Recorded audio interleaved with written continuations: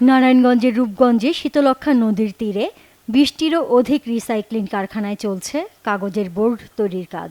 মুড়াপাড়া সদর, পাবই, ব্রাহ্মণগাঁও ও টেংরার টেক সহ ৬টি কারখানায় পুরুষদের পাশাপাশি কাজ করছেন নারীরাও। সচ্ছল হয়েছেন অনেকেই।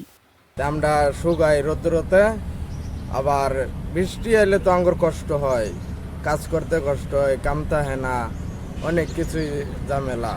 কিন্তু শীতের সিজনে আঙ্গুর মনে করেন যে কাজ করলে ভালো হয়। রোদ্রে শুকানোর পরে ক্যালেন্ডার হয়, ক্যালেন্ডার কাটিং হয়, কাটিং এর পরে এটা বাছাই হয়, বাছাইয়ের পরে আবার এটা বান্ডিল হয়, বান্ডিল হয়ে এটা যেমন এই পিছে গনিয়া যেটা যেরকম আর কি।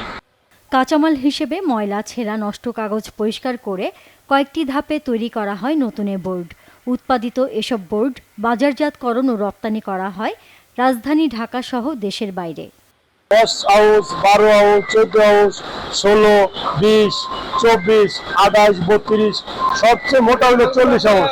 যে এই কাগজগুলো ফেলনা কাগজগুলোই পুড়িয়ে এই বোর্ড মিলে ফেটে তা আবার নতুন কাগজে রূপান্তরিত হচ্ছে। আর এই কাগজ আমাদের রূপগঞ্জ নয়, শুধু এই আমাদের দেশের চাহিদার পাশাপাশি বিদেশেও রপ্তানি হচ্ছে।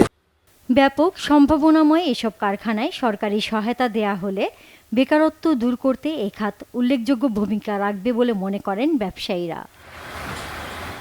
Banglavision news desk.